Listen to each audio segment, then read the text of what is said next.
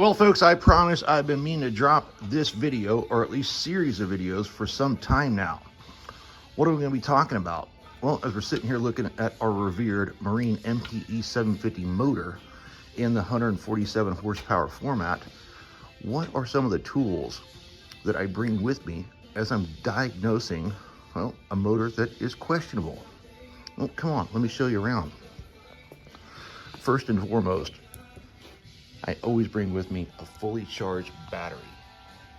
And for this MPE-750 motor, you only need about 325 to 350 cold cranking amps of power to start this motor. Anything over that and you run the risk of frying out the electronics. While I've got your attention there on DC power, you never want to jump start this battery with an automobile battery. You run the risk of frying out all of the electronics on that MPE-750 if you do so. Always bring with you a fully charged battery or some type of battery charger as you show up to, well, a motor that has a questionable battery in it. Like I said, I always like to bring a fresh battery with me as, well, part of my toolkit. While we're talking about my basic toolkit, well, I've got some various nut drivers here, 1/4 inch, 7mm, 8mm.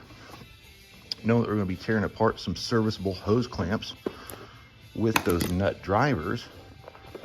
It's always nice to bring some backup units. So I've always got a couple of those in play. Along with that, well, some various Zodiac clamps and the proper installer. A multimeter is always handy to have. While we're dealing with hoses and Zodiac clamps, hose pliers are always nice to have. And as you're trying to cut apart an Zodiac clamp, I promise there's no better tool than a set of Klein dikes, just like these. I keep them in redundancy, just so I can know that, well, if I lose one or misplace one, I've got another one to grab. Oh, while we're on the topic of basic tools, in the 3/8 drive metric format, well, anything from 8mm to 19mm in the socket always helps to have. Box wrenches from 8mm to 19mm is nice to have. While we're talking about 1/4 inch drive metric, 6mm to 14mm. This guy's simply just a zip tie clamp. Not really necessary, but I keep it with me. Got this hand T-style driver in the 1/4 inch format for these guys.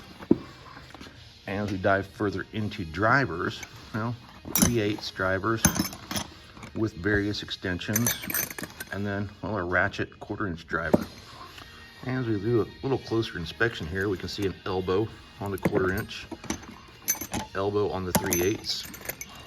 Like I said, various extensions in both formats. And then I've got, well, let's see, our Allen style drivers from, well, 5mm, 6mm, 8mm in play. I really like these Bondhouse T-style drivers as I'm dealing with those Allen style cap screws. That's a basic gear that hopefully everybody kind of owns. And you don't have to have all of that by any means.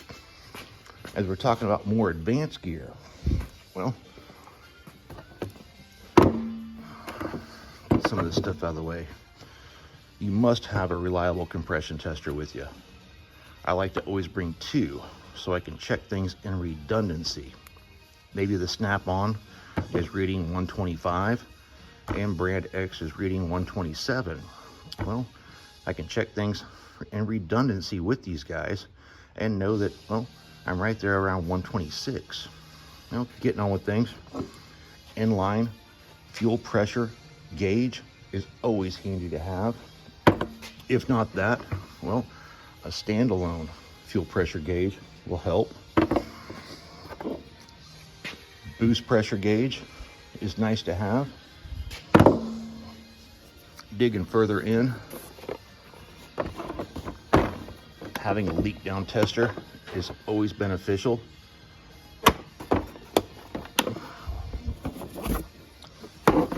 And then, well, an inspector camera.